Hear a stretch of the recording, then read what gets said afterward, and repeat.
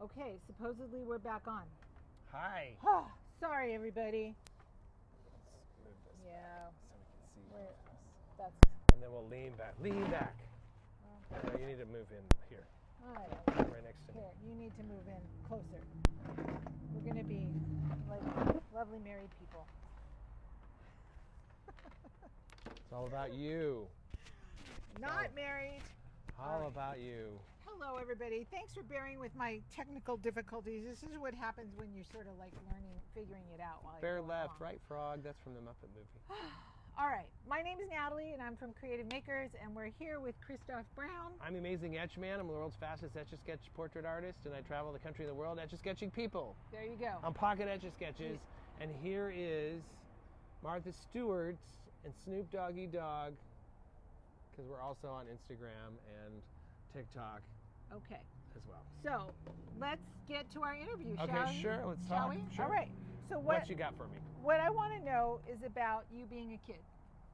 So wait, Okay. before you answer this question and you give me more information than I I'm gonna want take at a this sip of moment soda. in Wait, time, okay, sure. I want to know about, did you know that you were a creative kid? Oh yeah. How did you know? How did it show up for you?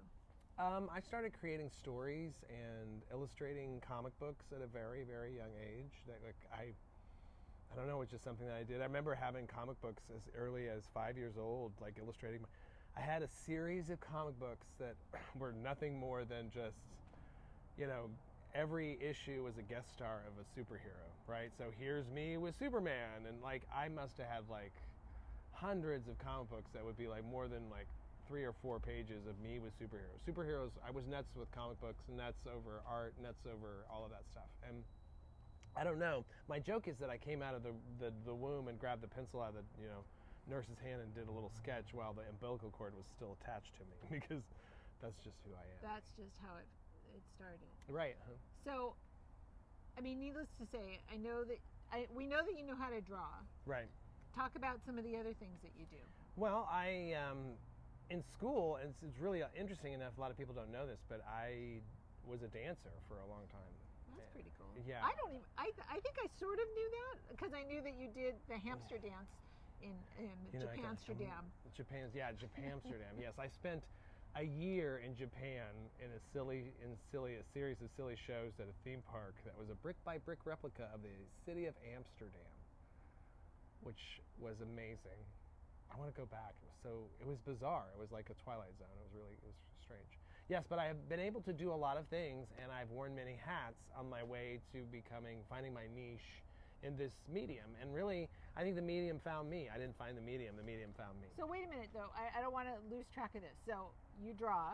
I draw. You dance. Okay, so in terms of my artistic mediums, I can draw, sculpt, paint. My fortes, I think what I'm best at is Etch-a-Sketch, of course. That's what my medium is. But I'm also good at innovating new platform mediums, and I'm also good at vendor mediums and drawing and painting and weird things. Wait a minute, you're not touching the other one. Singing. Oh, singing, yes. I've been a professional performer and entertainer for a long time, and I was in school. Actually, it was I used to direct and produce theme park shows for Six Flags Great America. That was one of my many jobs, and I used to perform for stage, and I used to do musical theater, and I used to do, I was a performer for a long time and a singer for a long time. I've been doing casual sets and casual singing and performed in events for a long time, and been a rock and roll singer, and I've sung everything. I think I've sung every single kind of song imaginable at weddings and bar mitzvahs. And at one time, I was one of the premier singers in one of the elite, I guess what you call event bands in the country. So. Would you like to give everybody a little taste of what you can do? Not your really. Okay. Maybe later. Maybe later you can coax it out of me. That'll be something to stick around, because you might just hear me sing later. It'll blow you away, you guys. But that's what I do on stage. I actually etch-a-sketch live and sing Ave Maria, and etch-a-sketch the Virgin Mary live, and then I also pull people up off stage, onto the stage, and can serenade them and etch-a-sketch at the same time. Okay, so all right. So you're a creative kid. you figured out all these mediums at a relatively young age, except for Etch-a-Sketch, because I think that happened later. That happened late, right? Right. I wish I would have come across it earlier, because who knows? I might have been So tell us how multi-billionaire. Pennies. Oh, look at that. Oh no. Okay. Anyway, so we might this. That might end. It might end. All right. So tell me how you found Etch-a-Sketch. I found Etch-a-Sketch at a coffee shop. Well, I mean, I first found Etch-a-Sketch in the 90s, late 90s, 98, 99. I was living with my friend Celia Bucci. And we were at this place called the Empty Bottle down the street, and they had an Etch-a-Sketch, and I did a drawing. And it was an impressive drawing, I remember, but in Chicago, no one was impressed with it. So I just forgot about it. And then I went to Chicago. I mean, I came to Los Angeles, and it just came like something I could maybe do at a party, right? So I came to Los Angeles, and someone left a pocket Etch-a-Sketch behind in a coffee shop I was working at, right? And I was very grateful, and I was like, okay, well, what would I do for a living here, right? So, and I was trying to hustle my screenplay and hustle, you know, acting and all these other things, and then the Etch-a-Sketch showed up at a coffee shop, and I started doing drawings and putting them up in the morning. I was already working as a caricature artist and working in singing as a singer in live events, and I was like, well, I should do this for live events, and that's how I created it for live events. It took off in live events, and I've traveled now the country and the world Etch-a-Sketching people on pocket Etch-a-Sketches that don't erase at like conventions, bar mitzvahs, celebrity parties. It's funny because I've Etch-a-Sketched a lot of the people that have passed away recently, which is interesting, right? To like say, okay, that person, like Stan Lee, I Etch-a-Sketched him live. I've Etch-a-Sketched Betty White live. I've Etch-a-Sketched Bob Saget live. He was really, really funny actually, because he came up to me and he shook my hand and he's like, "Hi, I'm Bob Saget. I'm a big fan." And I was like, "I know who you are, Mr. Saget." That's very sweet. Seemed very sweet. He seemed like a very, very sweet man. So, okay, so you've skipped a lot of stuff. I want to go back because we want to know about how you got there. Because, I mean, there are lots of people that are doing their art. Right. And I mean, I think doing art for art's sake is wonderful. And it should be part of everybody's life every day, as far as I'm concerned, because you grow in every way imaginable. But some people want to make a transition Right. from doing your art for yourself and maybe a few of your friends to doing your art for others and selling your art. So if we focus just on Etch-a-Sketch right now, Right. tell me about how you built the business, how you actually came to, I mean, I don't know, do you have an agent? You don't. It's all you, right? Well, that's been a very interesting thing because I was the first full-time professional Etch-a-Sketch artist. There was one professional Etch-a-Sketch artist that maybe produced one Etch-a-Sketch a year, like full-time, you know. But he went and did the Johnny Carson late night circuit. I remember growing up watching him, but there was about 5 known Etch-a-Sketch artists, and when I came onto the scene, and that was, you know, in 2001. Right, basically 2001 is when I started. 20 years ago, 21 years right, ago. Right. So I've been toying around with this medium, for that long, and I started my business. So I found out that I could do it, and then I was like, okay, well, what do I do with this? And so everybody was like naysaying it. They're like, okay, well, you're never going to do anything with that. It's just going to race. And I was like, well, just watch me. And so it's just the perseverance of, okay, well, let's just figure it out, right? And that's really the key to any success is just, okay, what are my obstacles to get to the goal? The goal is to make a living doing this. How do I make a living doing this, right? So I parlayed it. I was already doing caricature art, right, at events. I was already singing live at events. And I was like, well, what if this was something I could do live, like, you know, really fast portraits? So I just trained myself to do really quick sketches of people on pocket Etch-a-Sketches. And at the time, I didn't know how to preserve them. I was actually selling them because they had this package that the knobs were exposed. So I was Etch-a-Sketching people in packages at parties, turn it into a party favor, right? And then they would just erase the drawing, right? I didn't actually preserve it. And I sold it that way. And there are people that still have their Etch-a-Sketch hanging on the wall that's unpreserved. They have just been super careful. 20 years ago, right? Oh, geez, so it's crazy. So I did, I did my first bar mitzvah, a friend's bar mitzvah. And I charged hardly any money at all because I didn't know what I was doing, and I probably didn't make any money, but I was getting my feet wet, and then I just learned as I went. So I was like, okay, well, this is something that there's obviously something that A, people can't readily do. B, there's a demand for it, or there's something that it has a wow factor and there's a niche market to it. And it seems like there's something that people would really want, like in the right setting. So in the bar mitzvah world, you can sell anything that's unique and special, right? So I just turned it into an event thing, and then I learned how to mass preserve the Etch-a-Sketches to where people can keep them and they don't erase. Oh no, I'm kidding. But it's preserved not to erase, right? So we drain out all the graphite powder, and so like I have 500 on their way coming to do parties with. So I just do one after the other, and people take them home and they can display them, and they have a picture of themselves on an Etch-a-Sketch. And so it's just really figuring it out. I had to the first couple of years, I wish I had figured out sooner how to preserve them, because I had figured it out sooner, I could have made much more money, right? So it's really pushing yourself not to listen to naysayers, because I had a lot of naysayers that said, you're never going to do this, you're never going to ever make anything with this. I mean, at this point, I mean, I know that you've traveled all over the country to do parties, right, and do this for hundreds of people. You've been on like morning shows, doing interviews, Today Show. You've been at Oscar parties. You've done all kinds of celebrities, like you were noting before. Right. I mean, did it just sort of grow into that? I think a lot of it's a blessing. A lot of it's luck.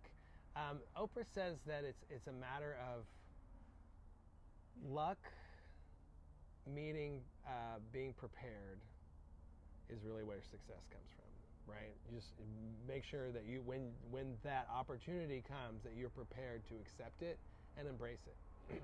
I had a situation where my friend Sky called me one day. She's this beautiful model, and she's like, I go, Sky, let me take you to lunch. Where do you want to go? And so we went to the ArcLight Theater, which is this big theater in Los Angeles, if you don't know. Now defunct, unfortunately. Now defunct, unfortunately, because of COVID. Killed it. Yeah, but it was this great, beautiful theater, had this great, beautiful restaurant, huge ballroom, ceilings. And so we walked in, and I said to the maitre d' was like, where would you like to sit? And this is connected to the movie theater. So people come and have a posh meal, and then they go to the movie, right? I miss that place. Oh, I miss it so much, yeah, right? God. So I'm sitting, and this is a situation, and the reason I'm telling you the story is this is a situation where being prepared won the day. So I said to the maitre d', since we're in this Hollywood hotspot, I was like, I want to sit where I can see everybody in the restaurant, and everybody can see me. And so she laughed. She's like, I have the perfect table for you, actually. And so she walked. What? I know, it's great. So anyway, she's like, I have the perfect table for you. And it wasn't busy. There were a lot of tables, right?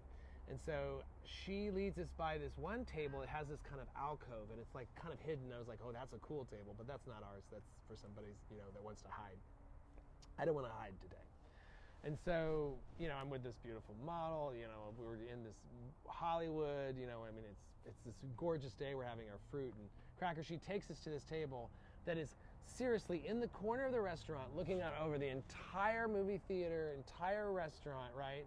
It is on a platform. It is a circular table, like it could fit, I don't know how many people, but we can see everyone and everything, right? We're having our wine and cheese. We're having a great time. And then all of a sudden, Sky says to me, don't look now. Here comes Terry Hatcher and her daughter. They're coming into the theater. Terry Hatcher was Superman's wife, Lois Lane, right. in the movies with right. Christopher Reeves, right? Right, and she's that's a long time ago. Right, and she's been in a million. She's done a lot of voice acting movies right now. It's so funny that we're talking about Terry Hatcher like she's a husband. She was also in a Seinfeld in one of my favorite episodes where these are real. So. Right, and she was on Soap Dish. Was in the movie Soap Dish, and she's been in a lot of stuff. And she's been Desperate Housewives is what she's, I think, most for probably. But anyway, so Terry Hatcher comes into the restaurant, and I was like, and before Sky could say no, don't go, I was on my way to her table with an Etch-a-Sketch. And I'm not recommending that people do this because security could have very easily, It could have ended your career right there. Right. But I said to her, I said, excuse me, Miss Hatcher, I'm Christoph Brown. I'm the world's fastest portrait Etch-a-Sketch artist. I was wondering if I could take a couple minutes to Etch-a-Sketch you, just so you could have an Etch-a-Sketch of mine, and I can just relay the experience. And she was like, and I could see in her eyes, she's like, oh God, this man is insane. I'm going to have to call security. But what's interesting enough is that her daughter knew who I was. How did she know who you were? Because I had been in a couple of like kids things, right? Right. So her daughter, and she knew of the Etch-a-Sketch artist, and she's like, Mom, let him try this. Let him do this for us. You know, it's like, well, I could do your daughter and you, right? And I asked her, and so I started doing it. And so I looked at this opportunity as like, okay, well, I now have 30 minutes, or I have 15 minutes, or I have 10 minutes with Teri Hatcher. Go. What do I do?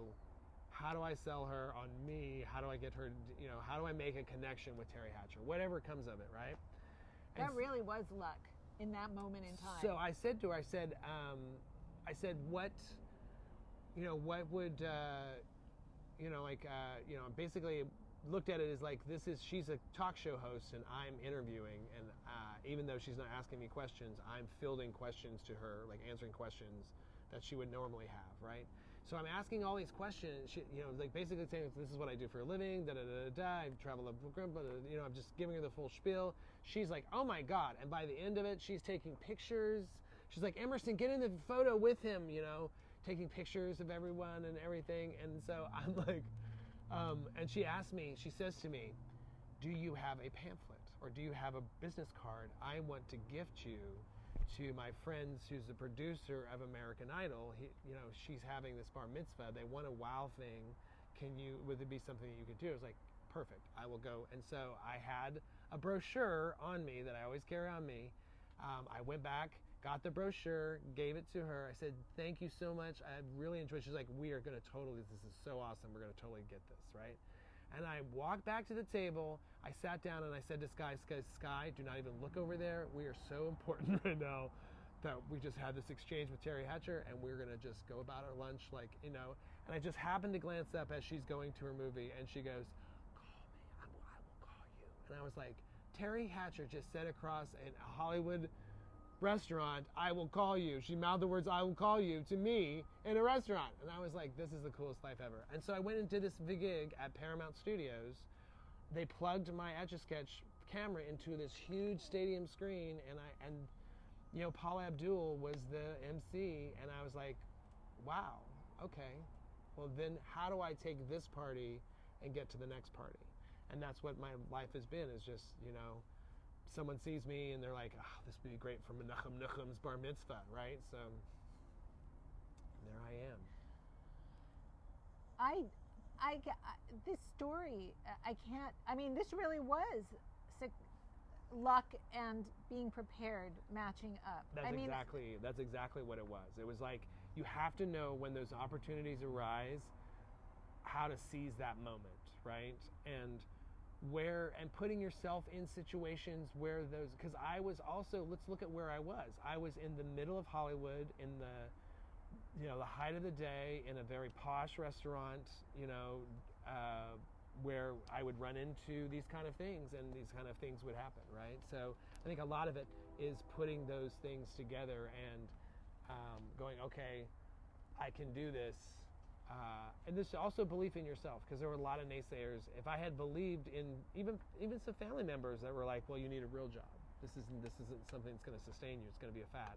And now, 20 years later, I'm still doing it. I have 3 other people that are doing it with me.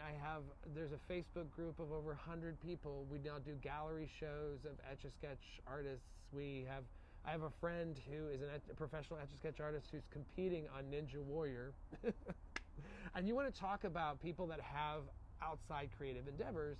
That's also the interesting thing about it, is that almost every Etch-a-Sketch artist that I've encountered has some sort of other artistic medium that they do, and they do well, right?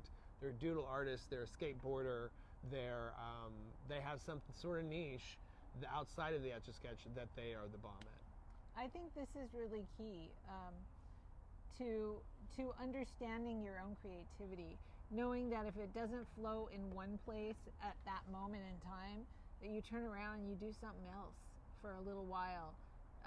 I was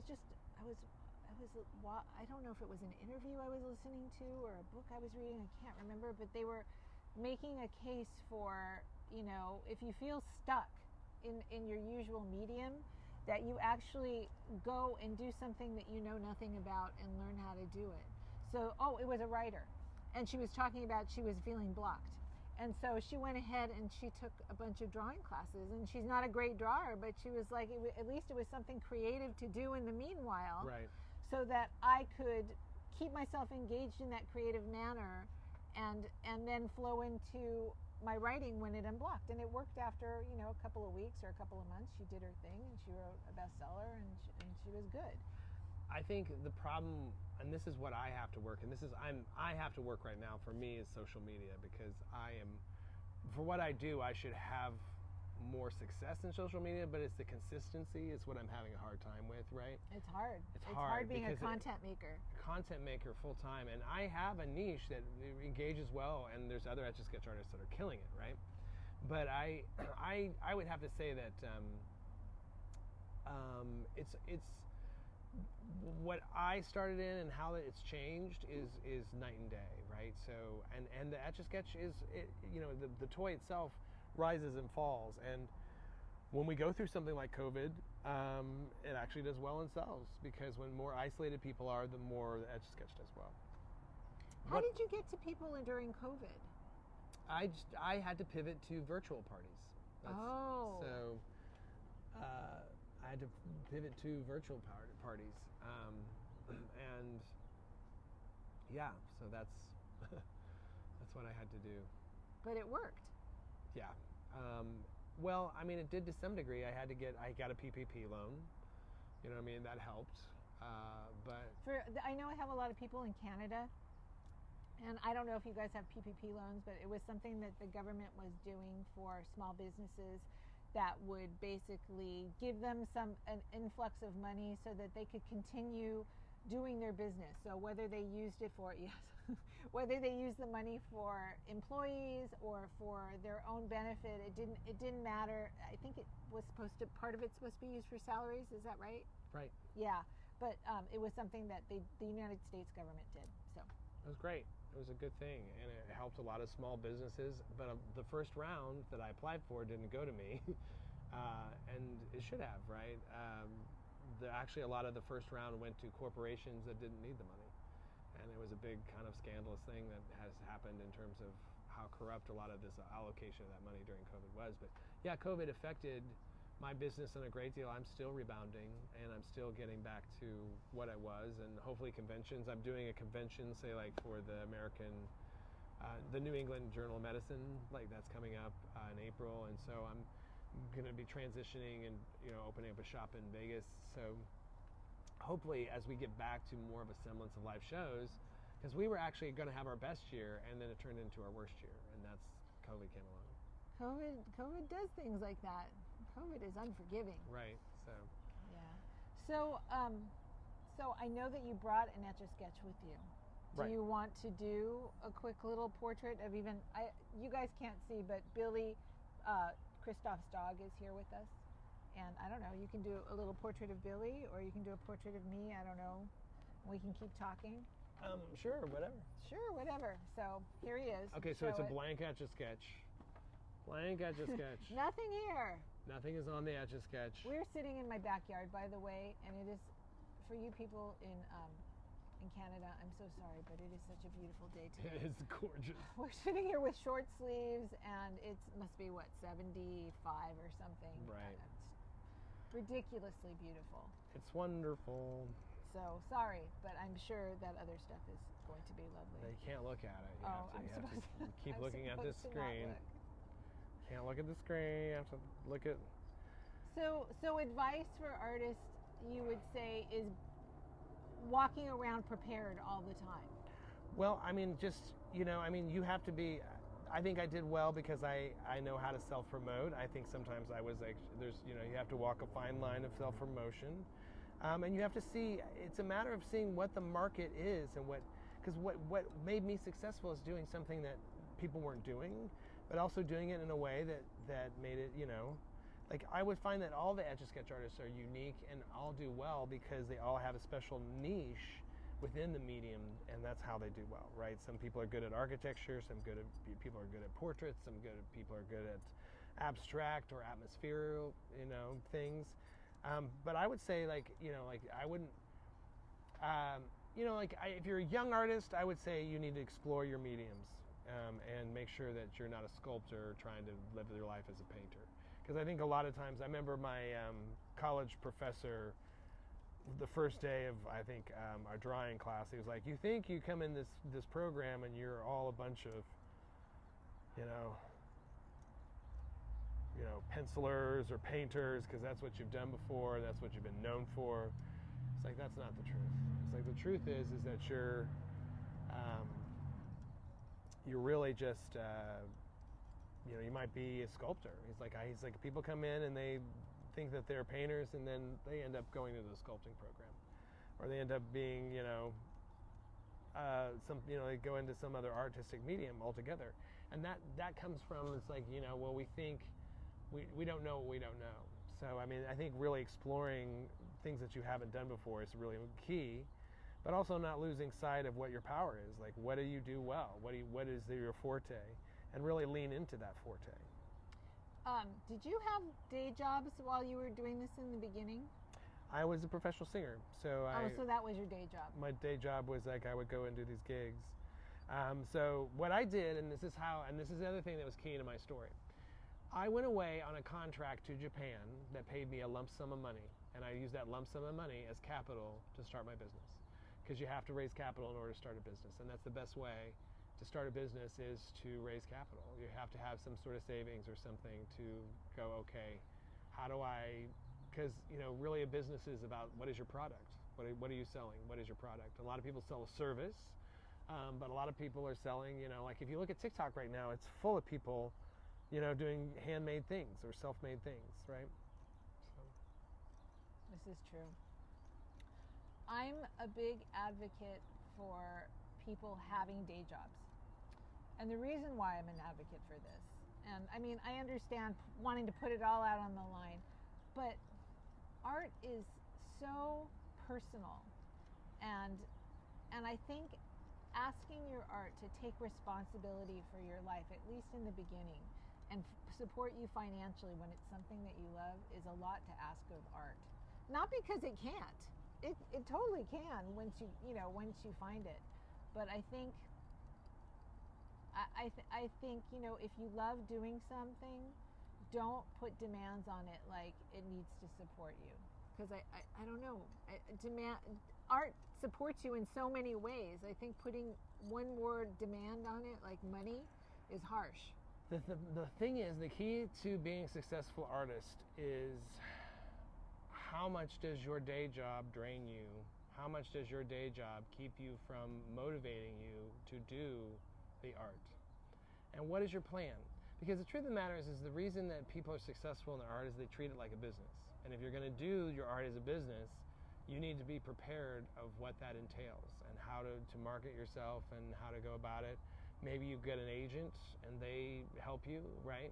But the key thing is that I know, but you're talking about somebody that already has like something that's already established, and they have either, like, if you're a painter, let's say, you have a lot of paintings and you are ready to go with all of them. You know what I mean? I think it's different in some ways for a fine artist, because you are making art on the spot. And I think most of your business is promotion. Right, but I think in terms of a long painting form, I think you have to also look in terms of the technology and what the supply and demand is for art, right?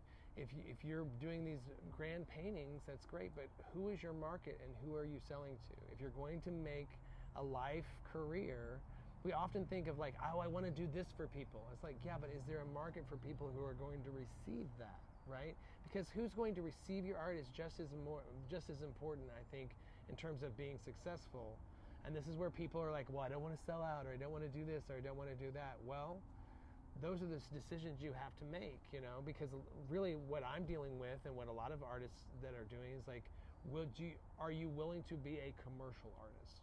Are you willing to be an artist for hire who's going to do whatever the client tells you? Are you willing to give up your own creative vision in order to... Would you argue, though, that this is no longer being an artist?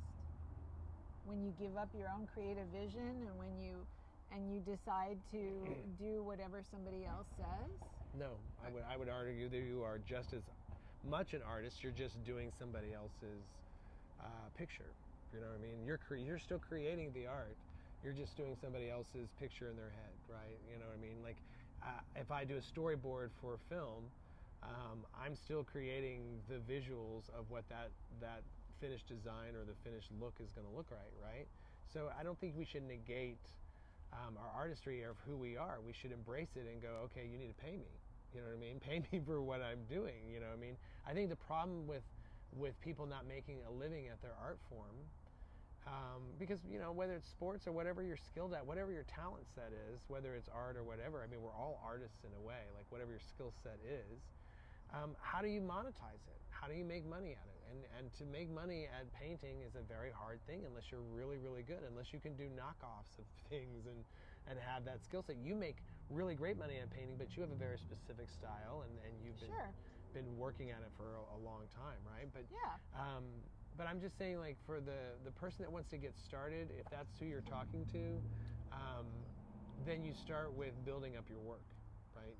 Building up your work and saying, okay, well, what's my best pieces, right? And if you're at a point where you know, like, I happen to be,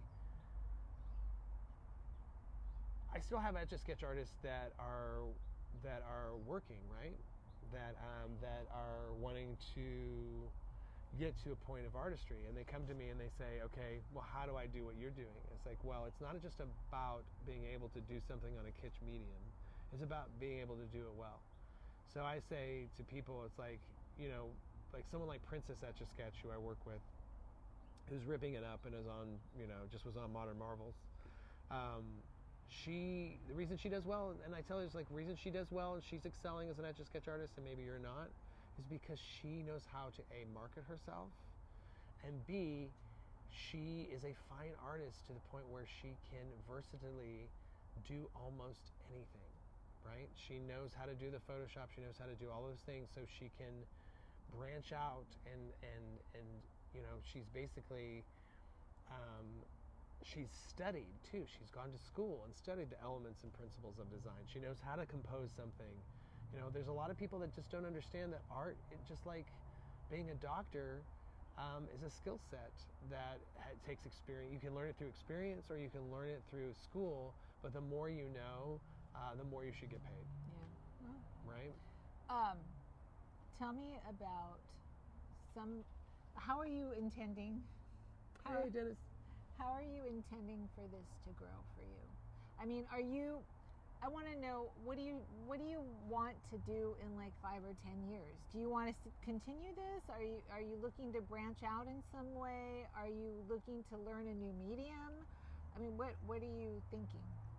I have a lot of things on the agenda, and that's good that you asked that question. And that's also another thing in terms of making a living and setting goals and being a professional working artist. You have to set goals. You have to be like, okay, where am I going to be in 5 years? How am I going to pay for this? How am I going to raise money for this? How am I going to, you know what I mean? You're going to have to think about all those things. But where do I want to be in 5 years? I want to have a show in Vegas called Etch-a-Sketch, that's all interactive, time-lapsing, taking all of the because I'm an Etch-a-Sketch entertainer and artist, so I'm going to take all of my creative mediums and put them into a stage show.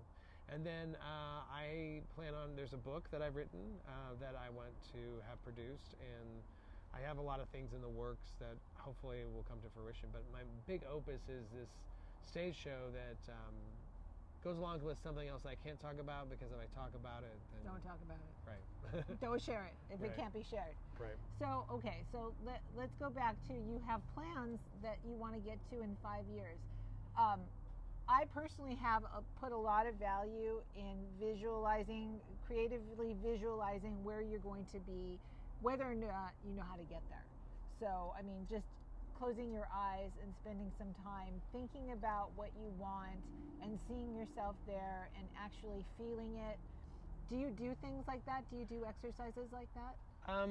yeah, I think most of my success is already believing that I already have attained it. You know what I mean? Like having the belief that it's already done. I just have to figure out the steps to get it there. So a lot of times it's okay. Sometimes it's also working your way backwards from where you want to be. It's like, okay, what were the steps backwards to get there? Let me take the steps forward to get there, right? Oh, that's a really interesting way to think about that. But I have to tell you, when I was in Japan, one of the things that helped me the most get ready to come back and hit the ground running in a business was I did the artist way with a group of people. Oh yeah, I know there's a lot of people that have worked through that book. I have not. Really, it's really, well, one of the things they do is that you create a vision board, and you journal every single day, and you create a vision board to really go after and visualize what it is that you want as an artist, right? And then it also helps you think in terms of your connections, because what is so valuable as a working artist is who you are connected to. So if you're isolating yourself all day and no one's seeing your work, and you're not like submitting your work, and you're not showing your work, and you're scared and bashful to say that you're working or a professional artist, then don't be one. Because it's so hard, right? You have to put yourself out there. You have to be able to take criticism. Right. Do it as a hobby. Do it something you can enjoy. But if you really want to go for it and make it as a living, you have to have courage. You have to be able to take rejection. You have to be able to believe in your art when other people don't. Well, you have to fall in love with yourself, right? I mean, fall in love with your art. Be madly in love with what you do, and then do it. And do it. Yeah, it's a big deal. How are you coming on that? I'm almost done. Okay, because we might wrap it up with this right here. Okay. This is looking really good, you guys. You have to see. I mean, I'm doing it without actually looking at you. So. Aren't you looking? What are you looking at then? I'm looking at the screen, but it's mirror reversed. Yeah. So I'm doing kind of a supermodel you. Oh, the supermodel Natalie. This sounds like a really good idea. Supermodel work. Where'd it go? All right, so here's a little. It's hard to see with the reflection, but yeah, you sort of. It is supermodel Natalie. Like, you know, she's aged in the reverse. I don't know, 15, 20 years there. It's pretty good though. I like it. There we go. All right. You know what? Maybe we'll just post this after when it's done. We'll post it underneath so people can see it. All right, you guys. Well, thank you for joining me. Yes. Christoph Brown. Thank you for joining me. People that have either hung out here. Hi, Donna. I see you there. Thank you for joining us. And people that are here now, Donna, and other people that will see this in the near future. Thank you so much. I hope you got some value out of this. There may very well be a part 2 on this. The goal maybe is to see your studio. See the studio and see the work. Yeah, and show how you do it live on camera and stuff. Sounds good. So thank you, everybody. Have a beautiful day.